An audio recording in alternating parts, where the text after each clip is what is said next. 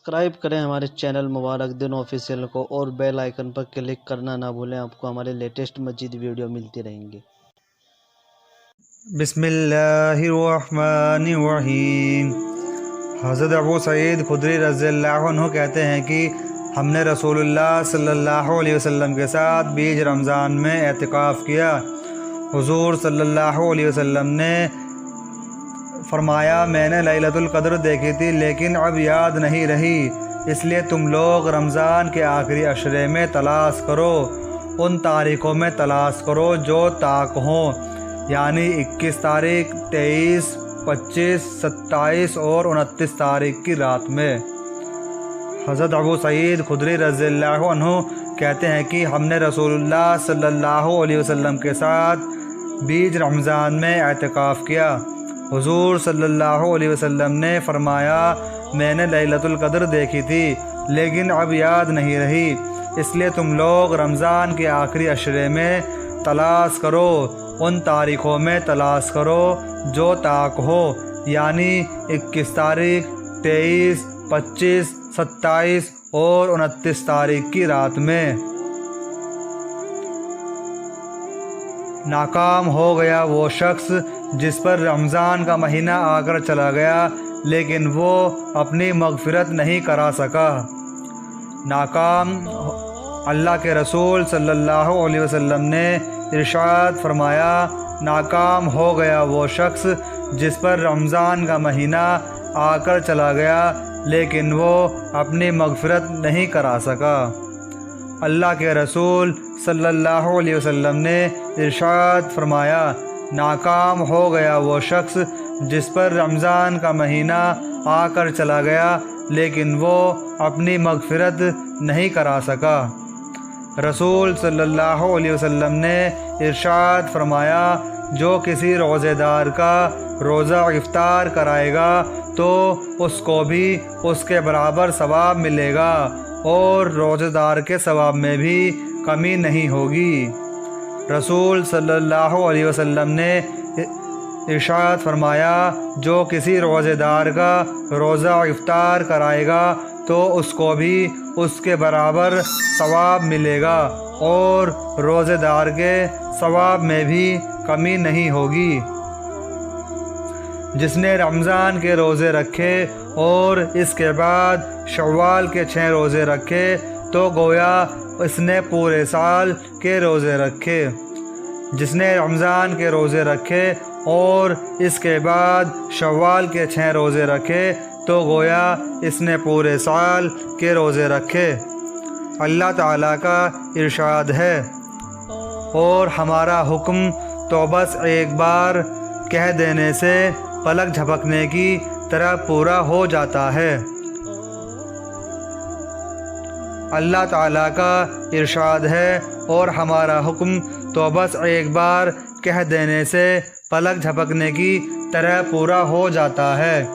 اگر کوئی شخص روزہ رکھ کے جھوٹ بولنا، دغا بازی کرنا نہ چھوڑے تو اللہ تعالیٰ کو اس کی کوئی ضرورت نہیں کہ وہ شخص اللہ کے لیے اپنا کھانا پینا چھوڑ دے۔ اگر کوئی شخص روزہ رکھ کر جھوٹ بولنا اور دغا بازی کرنا نہ چھوڑے تو اللہ تعالیٰ کو اس کی کوئی ضرورت نہیں کہ وہ شخص اللہ کے لیے اپنا کھانا پینا چھوڑ دے۔ روزے دار کے سامنے جب کھانا کھائے جائے اور وہ صبر کرے تو فرشتے اس کے لیے دعا کرتے ہیں۔ روزے دار کے سامنے جب کھانا کھائے جائے اور وہ صبر کرے تو فرشتے اس کے لیے دعا کرتے ہیں۔ اللہ تعالیٰ کا ارشاد ہے، اسی کا کام ہے پیدا کرنا اور اسی کے حکم چلتا ہے۔ اللہ تعالیٰ کا ارشاد ہے، ہر نبی نے آ کر اپنی قوم کو ہی پیغام دیا کہ اللہ تعالیٰ کی ہی عبادت کرو، اس کے سوا کوئی ذات بھی عبادت کے لائق نہیں ہے۔ اللہ تعالیٰ کا ارشاد ہے، اور ہم نے داؤد علیہ السلام کو اپنی طرف سے بڑی نعمت دی تھی، چنانچہ ہم نے پہاڑوں کو حکم دیا تھا کہ داؤد علیہ السلام کے ساتھ مل کر तस्बीह किया करो। और यही हुक्म परिंदों को दिया था और हमने उनके लिए लोहे की मोम की तरह नरम कर दिया था। अल्लाह ताला का इरशाद है, हमने कारून की शरारतों की वजह से उसको अपने महल ज़मीन में धंसा दिया, उसको उसके महल समेत उसको ज़मीन में धंसा दिया। फिर उसकी मदद के लिए कोई जमात भी खड़ी नहीं हुई जो अल्लाह ताला के अज़ाब से उसको बचा लेती, और वह न अपने आप को ही खुद ही बचा सका। अल्लाह ताला का इरशाद है, हमने कारून की शरारतों की वजह से उसको अपने महल समेत ही ज़मीन में धंसा दिया। फिर उसकी मदद के लिए कोई जमात भी खड़ी नहीं हुई जो अल्लाह ताला के अज़ाब से उसको बचा लेती, और न वह अपने आप को खुद ही बचा सका। अल्लाह ताला का इरशाद है, बेशक अल्लाह ताला से डरने वाले अमन वाली जगह में होंगे, यानी बागों और नहरों में। वे लोग बारीक और मोटा रेशम पहने हुए एक दूसरे के सामने बैठे होंगे। ये सब बातें इसी तरह होंगी, और हम उनका निकाह गोरी और बड़ी आँखों वाली हूरों से कर देंगे। वहाँ इत्मीनान से हर किस्म के मेवे मंगवा रहे होंगे, वहाँ सिवाय उस मौत के जो दुनिया में आ चुकी थी।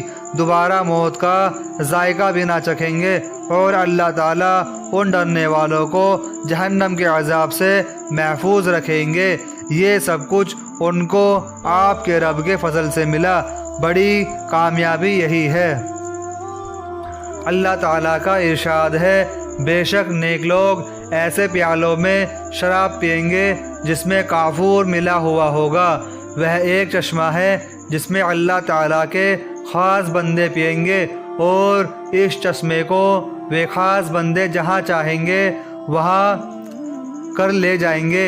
ये वे लोग होंगे जो ज़रूरी अमाल को खुलूस से पूरा करते हैं, और वे ऐसे दिन से डरते हैं जिसकी सख्ती का असर कम व ज़्यादा हर किसी पर होगा। वे अल्लाह ताला की मोहब्बत में गरीब, यतीम और कैदी को खाना खिलाते हैं, और वे यूँ कहते हैं कि हम तो तुमको सिर्फ़ अल्लाह ताला की रज़ामंदी के लिए खाना खिलाते हैं। हम तुमसे ना किसी बदले के ख्वाहिशमंद हैं और ना शुक्रिया के, और हम अपने रब से उस दिन का खौफ करते हैं जो दिन बड़ा ही कठिन व सख्त होगा। तो अल्लाह ताला उनको इस इताअत और इखलास की बरकत से उस दिन की सख्ती से बचा लेंगे, और उनको ताजगी और खुशी अता फरमाएंगे, और उन लोगों को उनकी दीन में मजबूती के बदले में जन्नत और रेशमी लिबास अता फरमाएंगे। वे यहाँ इस हालात में होंगे कि जन्नत में तख्त पर तकिए लगाए बैठे होंगे, और जन्नत में ना धूप की तपिश पाएंगे और ना सख्त सर्दी, बल्कि आराम देने वाला बेहतरीन मौसम होगा, और जन्नत के पेड़ों के साए उन पर झुके हुए होंगे, और उनके फल उनके इख्तियार में कर दिए जाएंगे, यानी हर वक्त बिना मेहमान फल ले सकेंगे। और उन पर चांदी के बर्तन और शीशे के प्यालों का दौर चल रहा होगा, और शीशे भी चांदी के होंगे, यानी साफ शफाफ होंगे, जिनको भरने वालों ने मुनासिब अंदाज से भरा होगा, और उनको वहाँ ऐसी शराब पिलाई जाएगी जिसमें खुश्क अदरक की मिलावट होगी, जिसमें चश्मे का नाम जन्नत में सलसबील मशहूर होगा, और उनके पास ये चीज़ें लेकर ऐसे लड़के आना जाना करेंगे जो हमेशा लड़के ही रहेंगे, और वे लड़के इतने ज़्यादा सुंदर होंगे कि तुम उनको बिखरे हुए मोती समझोगे, और जब तुम वहाँ देखोगे तो बहुत ज़्यादा नेमतें और बहुत बड़ी सल्तनत देखोगे, और उन जन्नतियों का सब्ज़ रंग के बारीक और मोटे रेशम के लिबास होंगे, और उनकी चांदी के कंगन पहनाए जाएंगे, उनको चांदी के कंगन पहनाए जाएंगे, उनको उनके रब पर खुद बड़ी पाकीज़ा शराब पिलाएंगे। जन्नतियों से कहा जाएगा کہ یہ سب نعمتیں تمہارے نیک اعمال کا بدلہ ہے اور تمہاری محنت و کوشش مقبول ہوئی۔ حضرت رویبہ رضی اللہ عنہ فرماتے ہیں کہ میں نے رسول اللہ صلی اللہ علیہ وسلم کو یہ ارشاد فرماتے ہوئے سنا، جو آدمی سورج نکلنے سے پہلے اور سورج ڈوبنے سے پہلے نماز پڑھتا ہے، یعنی فجر اور عصر، وہ جہنم میں داخل نہیں ہوگا۔ حضرت رویبہ رضی اللہ عنہ فرماتے ہیں کہ میں نے رسول اللہ صلی اللہ علیہ وسلم کو یہ ارشاد فرماتے ہوئے سنا، جو آدمی سورج نکلنے سے پہلے اور سورج ڈوبنے سے پہلے نماز پڑھتا ہے، یعنی فجر و عصر، وہ جہنم میں داخل نہیں ہوگا۔ حضرت ابو ذر رضی اللہ عنہ سے روایت ہے کہ رسول اللہ صلی اللہ علیہ وسلم نے ارشاد فرمایا، جو آدمی فجر کی نماز کے بعد جس طرح نماز میں بیٹھتے ہیں، اسی طرح دو جانوں بیٹھے ہوئے بات کرنے سے پہلے 10 بار یہ کلمات پڑھتا ہے، اور ایک روایت میں یہ ہے کہ عصر کی نماز کے بعد بھی 10 بار پڑھ لیتا ہے تو اس کے لیے 10 نیکیاں لکھ دی جاتی ہیں اور 10 گناہ مٹا دیے جاتے ہیں، 10 درجے بلند کر دیے جاتے ہیں۔